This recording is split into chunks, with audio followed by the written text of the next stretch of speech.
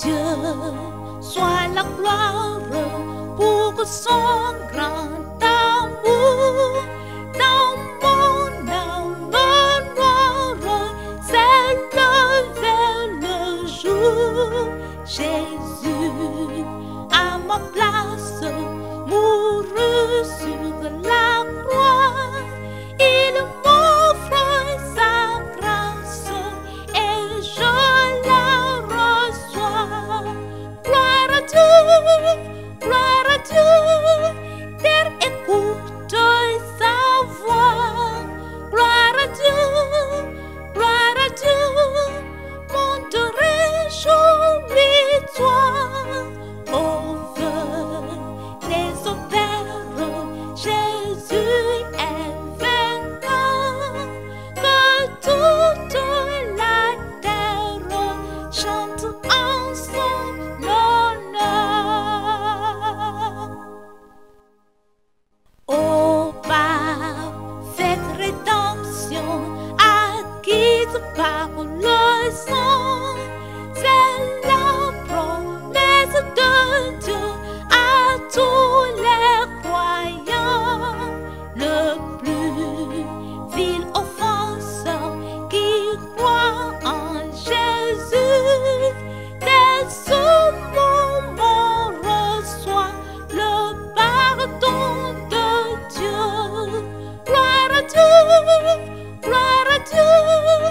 terre écoute sa voix. Gloire à Dieu, monde réjouis-toi. Au feu les opères, Jésus est vainqueur. Que toute la terre chante en son honneur. De Jésus la joie remplit notre cœur. Qu'importe qu'on voie tout notre bonheur, selon sa promesse, Jésus changera. Deuil en allégresse quand il reviendra. Gloire à Dieu, terre écoute sa voix. Gloire à Dieu, monde réjouis-toi. Au feu les opères, Jésus est vainqueur. Que toute la terre chante en son honneur.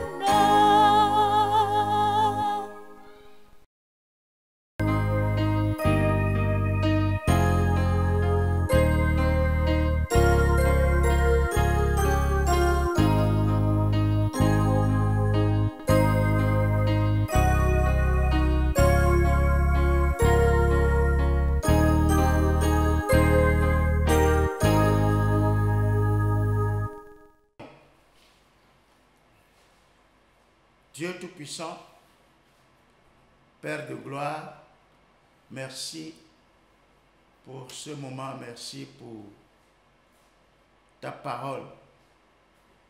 Merci Seigneur pour la nouvelle alliance en Christ Jésus. Merci pour toutes les grâces que nous avons en Christ pour pouvoir rentrer dans tes promesses, tes provisions et jouir de ton pardon.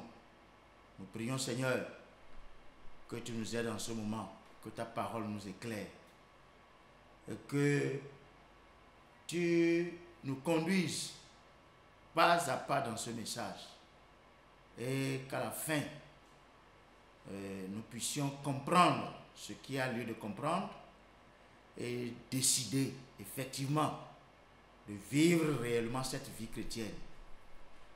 Seigneur, accorde-nous la grâce en abondance, la grâce suffisante en Christ. Donne-nous cette grâce, aide-nous de nous conformer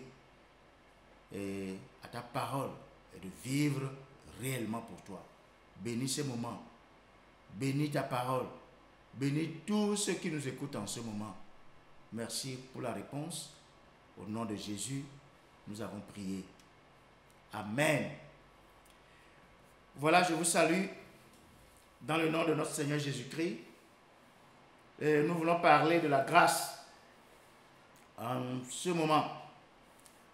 La provision de la grâce à travers le sacrifice de Christ. La provision de la grâce à travers le sacrifice de Christ. La vie chrétienne commence avec la grâce de Dieu. Elle continue avec la grâce de Dieu jusqu'à la fin. Et c'est pour dire que sans la grâce de Dieu, il n'y a pas de vie chrétienne. Sans la grâce de Dieu, il n'y a pas de vie chrétienne. Beaucoup de gens parlent de la grâce. Et ce n'est qu'un refrain qu'on a sur nos lèvres. Mais comprendre la portée de la grâce, la puissance de la grâce et le résultat que la grâce doit pouvoir avoir dans la vie du chrétien, beaucoup de personnes ne visent pas cet objectif. Pourquoi Dieu fait la provision de la grâce? Pourquoi la grâce? Voilà, la provision de la grâce à travers le sacrifice de Christ. Nous avons besoin de la grâce de Dieu dans notre vie. La grâce de Dieu est un ingrédient incontournable dans la vie chrétienne. Et dans Jean chapitre 17, Jean chapitre 1 plutôt, Jean chapitre 1, verset 17. Voilà. Car la loi a été donnée par Moïse. La grâce et la vérité sont venues par Jésus-Christ. On va lire à partir du verset 15. On va reprendre à partir du verset 15 pour arriver au verset 17. Jean lui a rendu témoignage et s'est écrié: c'est celui dont j'ai dit, celui qui vient après moi m'a précédé, car il était avant moi. Et nous avons tous reçu de sa plénitude et grâce pour grâce. Car la loi a été donnée par Moïse, la grâce et la vérité sont venues par Jésus-Christ. Voilà. Moïse, la Bible dit clairement ici que c'est lui qui a donné la loi. C'est-à-dire, Dieu a donné la loi à Moïse. Il a reçu de Dieu et maintenant, il a apporté, il a donné aux enfants d'Israël. Et la loi est bonne. Et elle a beaucoup d'atouts. Mais la loi est là.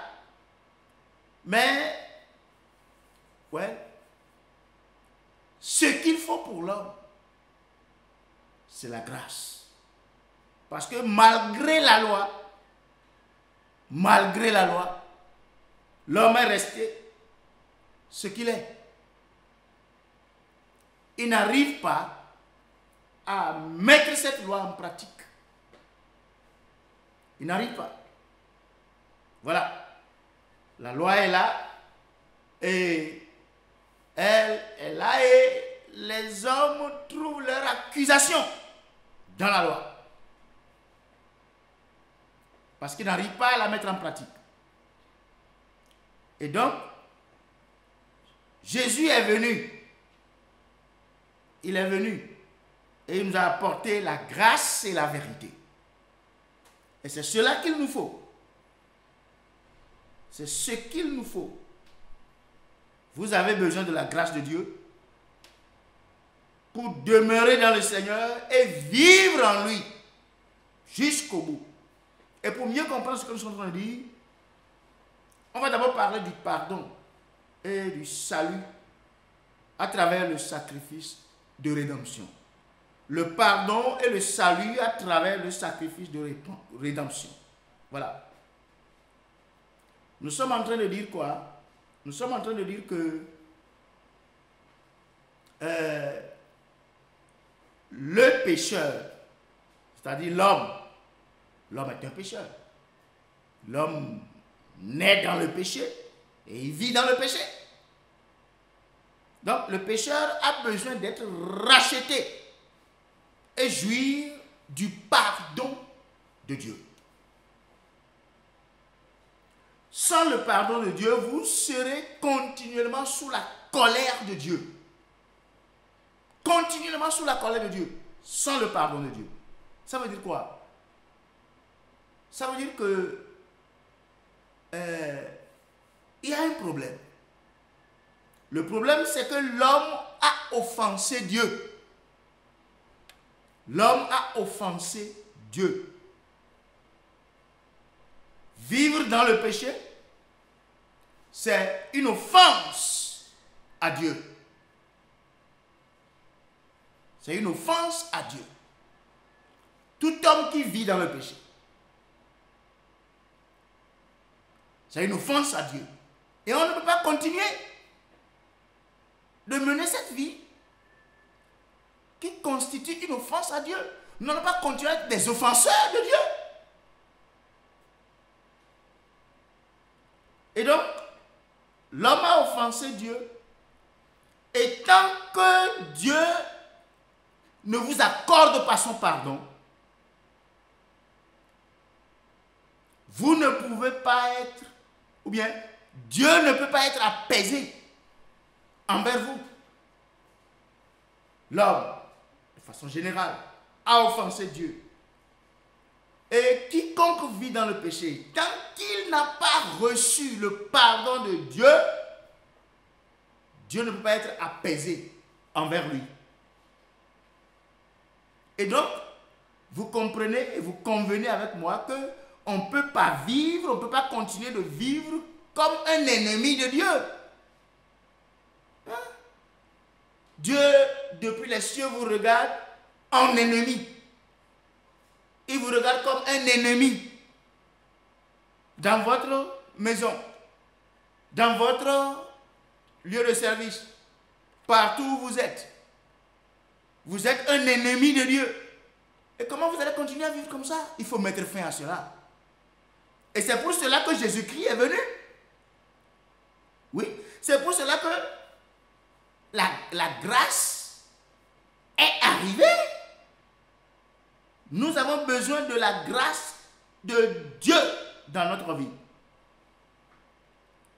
La grâce répond à tous les besoins de l'homme. La grâce répond à tous vos besoins. La grâce est pour l'homme le pardon et le salut tout entier. C'est ce que nous sommes en train de dire. Jésus-Christ, vous savez, a accompli la rédemption pour nous apporter la grâce et le salut. Voilà. Oui, il faut qu'on lise dans Éphésiens au chapitre 1. Éphésiens chapitre 1, verset 7. Éphésiens 1, 7. En lui, nous avons la rédemption par son sang, la rémission des péchés selon la richesse de sa grâce. Voilà. La grâce, c'est-à-dire l'œuvre expiatoire de Christ, le sacrifice de rédemption de Jésus-Christ, nous apporte la grâce de Dieu pour que nous puissions recevoir le pardon et le salut de Dieu. C'est ce que Jésus-Christ nous a apporté. C'est ce qu'il a fait pour nous. C'est en lui seulement, en Christ seulement, à travers son sacrifice seulement, que l'homme, l'être humain sur terre peut recevoir le pardon de Dieu et le salut de Dieu. Il n'y a pas un autre moyen. Il n'y a pas une autre voie. Voilà. Dans Éphésiens au chapitre 2, Éphésiens toujours maintenant au chapitre 2, verset 5. Éphésiens 2, 5. Il a dit, nous qui étions morts par nos offenses, nous qui étions morts par nos offenses, nous a rendus à la vie avec Christ. C'est par grâce que vous êtes sauvés. C'est par grâce. C'est la grâce qui nous apporte le salut. Il n'y a pas un autre moyen. Et cette grâce nous est parvenue parce que Christ est mort pour nous. Voilà. À cause de son œuvre de rédemption, la grâce de Dieu est maintenant mise à notre portée. Car la grâce de Dieu, source de salut pour tous les hommes, a été manifestée. C'est ce que Tite nous dit. Voilà. Et donc, toujours dans Éphésiens, toujours le chapitre 2, j'ai lu le verset 5. Lisons maintenant à partir du verset 8. Car c'est par la grâce que vous êtes sauvés par le moyen de la foi. Et cela ne vient pas de vous, c'est le don de Dieu. Ce n'est point par les œuvres, afin que personne ne se glorifie, car nous sommes son ouvrage ayant été créé en Jésus-Christ pour de bonnes œuvres que Dieu a préparées d'avance afin que nous les pratiquions. Voilà. Quand quelqu'un est en Christ, quand quelqu'un accepte Christ, quand quelqu'un reçoit Christ, il y a des bonnes œuvres préparées d'avance que nous devons maintenant pratiquer et qui prouvent que nous avons reçu la grâce de Dieu dans notre vie. La grâce est de la puissance pour faire ce que nous ne pouvons pas naturellement faire. Ce que nous ne pouvons pas de notre propre force, de notre propre intelligence, ne peut pas faire, la grâce nous permet de le faire. Voilà. Et donc, on reçoit le pardon et le salut à travers le sacrifice de Christ. Et la grâce de Dieu abonde dans nos vies. Maintenant, quand on en arrive là, la deuxième chose, c'est qu'on doit comprendre une chose. On est libéré du péché. L'âme rachetée est libérée du péché. Donc la deuxième chose, c'est la libération du péché pour l'âme rachetée. La libération du péché pour l'âme rachetée. Ça veut dire quoi? Ça veut dire que quand on est sauvé, on ne doit plus continuer à vivre dans le péché. L'évangile n'encourage jamais une vie de péché. Comprenons, la grâce est puissante pour nous libérer du péché. C'est clair. Dans Romains, au chapitre 6, les versets 1 et 2. Romains, chapitre 6, versets 1 et 2. Que dirons-nous donc? Demeurerions-nous dans le péché afin que la grâce abonde? Loin de là. Nous qui sommes morts au péché, comment vivrons-nous encore dans le péché? Voilà. Les gens ont mal compris la parole. Les gens, beaucoup, ont mal compris l'évangile. Regardez Romains, chapitre 5, à partir du verset 20, avant qu'on arrive au chapitre 6, versets 1 et 2. Remontons au chapitre 5, verset 20. Or, la loi est intervenue pour que l'offense abondât. Mais là où le péché a abondé, la grâce a surabondé. Voilà. Vous comprenez ça? la loi est intervenue pour que l'offense abondât. Mais là où le péché a abondé, la grâce a surabondé. Et c'est ce que les gens comprennent mal. Les gens, à cause de ce qui est dit ici, les gens, ils disent, ah voilà, on pêche abondamment et la grâce va surabonder. C'est-à-dire quoi? On pêche et la grâce est là et on est pardonné.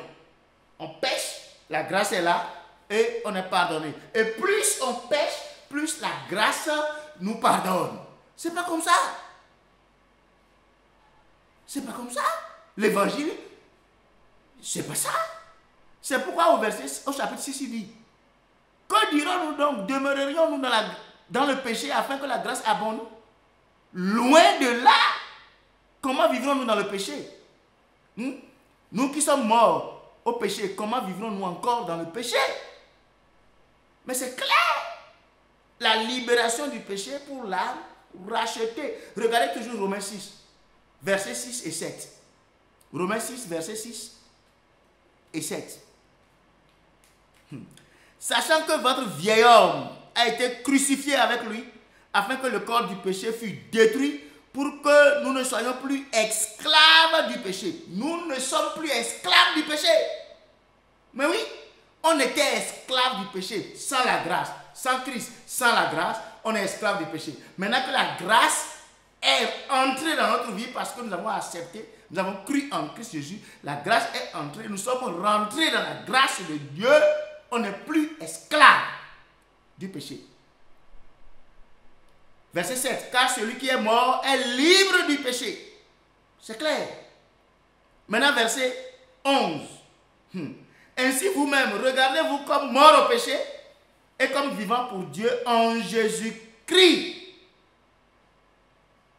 Que le péché ne règne donc point dans vos corps mortels et n'obéissez pas à ses convoitises. Ne livrez pas vos membres au péché comme des instruments d'iniquité, mais donnez-vous vous-même à Dieu comme étant vivant de mort que vous étiez, et offrez à Dieu vos membres comme des instruments de justice. Verset 14. Car le péché n'aura point de pouvoir sur vous, puisque vous êtes non sous la loi, mais sous la grâce. Le péché n'aura point de pouvoir sur vous. Eh bien non, qu'est-ce que nous comprenons ici? La grâce est puissante pour nous libérer du péché. Le véritable croyant est mort au péché. Et c'est contradictoire que ceux qui sont en Christ puissent vivre dans le péché. Le chrétien doit se regarder comme mort au péché. C'est-à-dire, il n'a plus rien à faire avec le péché. Pour lui, il n'est plus question de vivre dans le péché. C'est fini, cette vie de péché. Le chrétien est affranchi du péché, libéré du péché. Le péché n'a plus de pouvoir sur lui. Et c'est cela la puissance de la grâce dans notre vie en tant que chrétien. C'est clair. Notre Dieu, c'est comme ça qu'il nous libère. Et à cause de cela, Romains 8, versets 1 et 2, il n'y a donc maintenant aucune condamnation pour ceux qui sont en Jésus-Christ. En effet, la loi de l'esprit de vie en Jésus-Christ m'a affranchi de la loi du péché et de la mort. Voilà, nous sommes affranchis. L'âme rachetée est libérée, affranchie du péché. Et il ne vit plus dans le péché. Et il se voit comme quelqu'un qui vit pour Dieu. Et il vit pour Dieu. Il ne vit plus. Il est mort au péché. Et il est vivant pour Dieu. Voilà. On est libre. On est libéré. On est affranchi. Pas pour faire ce qu'on veut, mais pour faire maintenant la volonté de Dieu. Vivre pour le Seigneur et être agréable au Seigneur. C'est ça la puissance de la grâce. C'est ça ce que Christ nous a apporté. C'est ça le sens profond de l'évangile de Christ. Voilà. Maintenant, puisque c'est comme ça, chacun doit prendre sa décision. C'est clair. Et je vous lis dans 1 Corinthiens chapitre 16.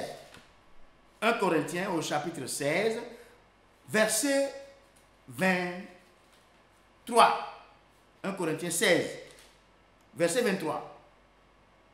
Là, il a dit que la grâce du Seigneur Jésus soit avec vous. Que la grâce du Seigneur Jésus soit avec vous. Ici, ce n'est pas juste un souhait. C'est une prière. Une prière.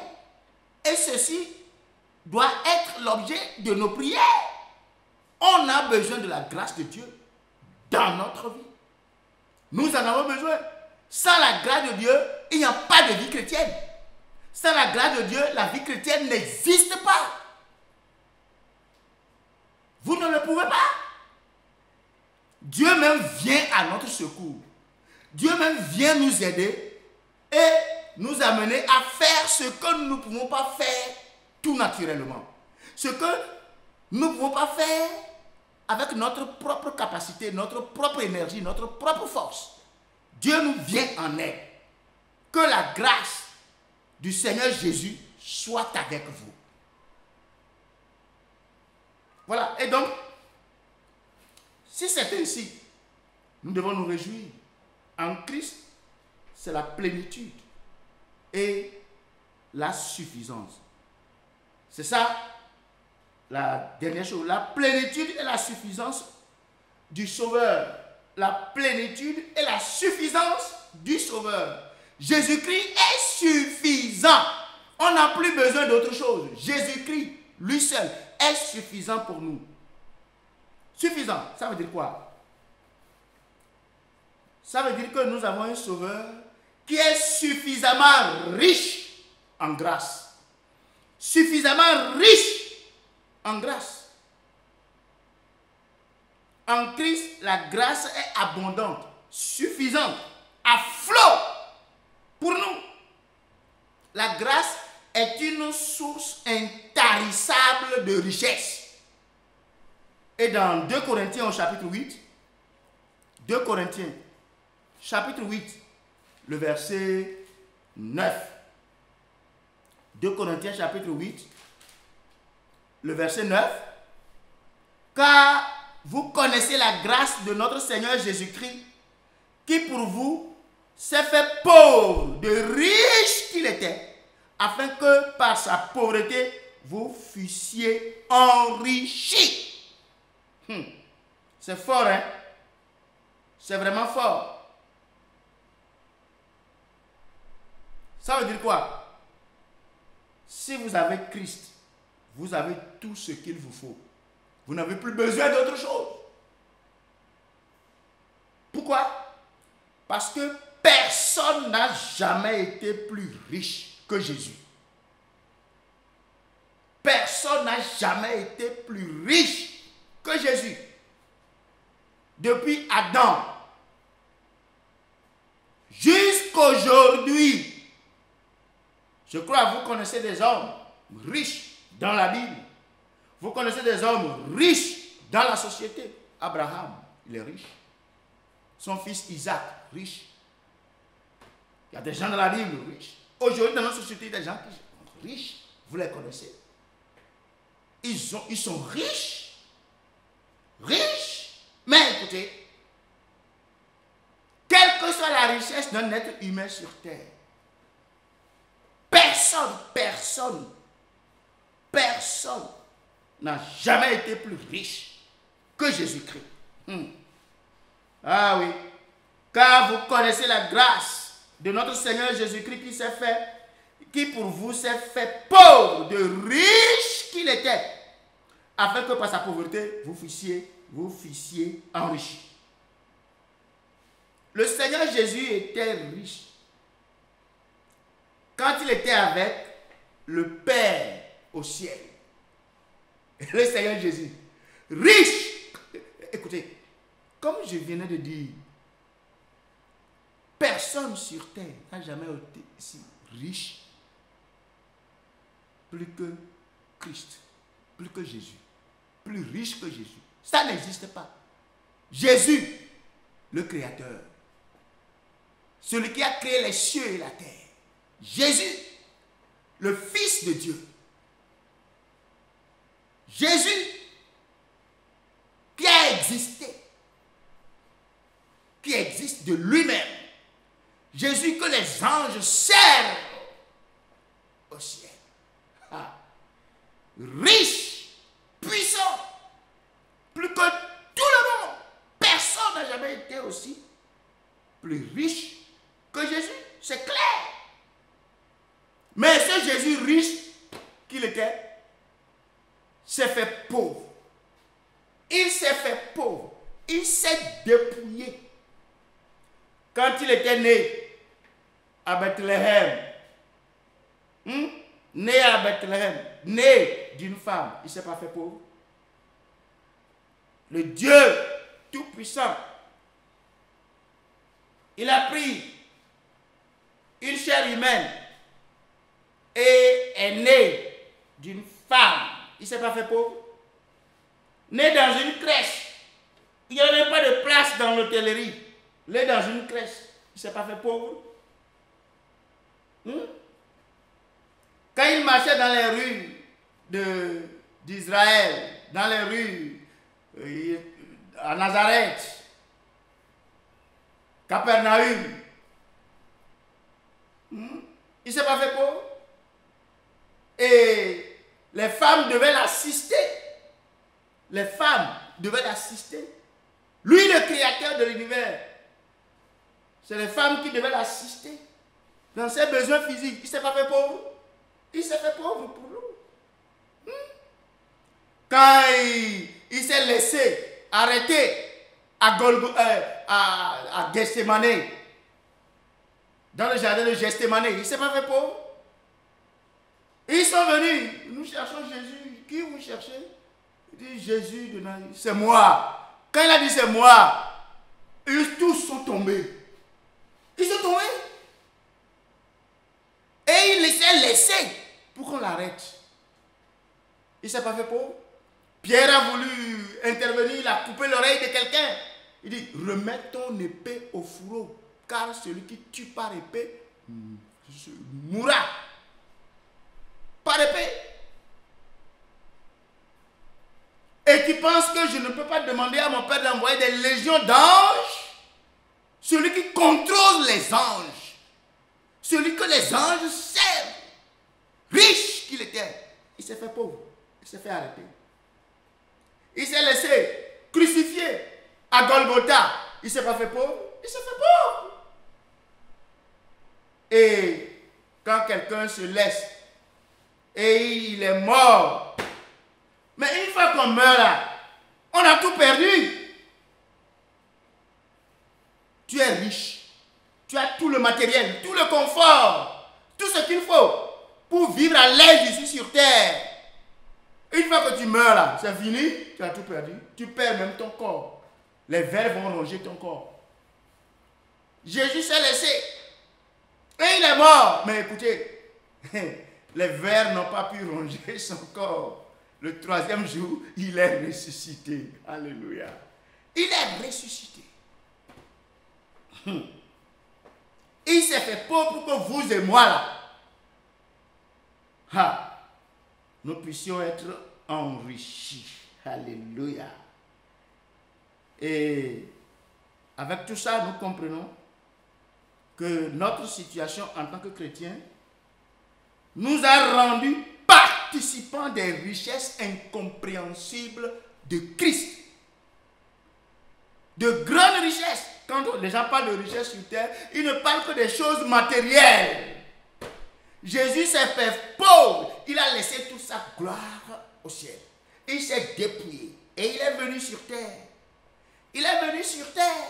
On lui a demandé de payer l'impôt. Ils sont obligés d'aller arrêter, d'aller attraper un poisson dans la mer, dans l'eau. Enlever le statère dans son ventre pour payer. Il s'est fait pauvre. Pour toi, pour moi. Et aujourd'hui, nous pouvons accepter Jésus. Nous pouvons nous repentir de nos péchés. L'objectif de ce que nous sommes en train de dire, c'est que la grâce ne doit plus te laisser vivre dans le péché. La grâce est arrivée. La grâce est là. La grâce de Dieu source de salut pour tous les hommes, a été manifestée. Et elle nous enseigne maintenant à rejeter, à nous dépouiller de tout et à vivre dans le siècle présent, dans la piété, dans la justice. Nous sommes aujourd'hui des imitateurs de Christ. Nous vivons pour lui. C'est ça la richesse dont on parle. La vie, cette vie de grâce. Cette vie de grâce, nous ne pouvons pas le faire de nous-mêmes, mais Christ, sa grâce nous rend capables. Et par la grâce de Dieu, ce qu'on ne peut pas faire tout naturellement, le Seigneur nous amène, il nous aide. Et nous pouvons vivre pour lui et être agréables à notre Seigneur. Où es-tu? Où êtes-vous? Qu'est-ce que vous attendez maintenant? Pour vous repentir de vos péchés. Acceptez le Seigneur Jésus-Christ. Vous n'allez pas quand même continuer comme ça et que la colère de Dieu continue de peser sur vous. Hein? Dieu est en courroux contre toute personne qui vit dans le péché. S'il vous plaît, revenez. Rejetez ce fardeau. Acceptez le Seigneur. Il est mort pour nous. Il est venu avec la grâce. Rentrons dans cette grâce en lui demandant pardon. Confessant nos péchés, les abandonnant. Croire que c'est lui qui est mort pour nous.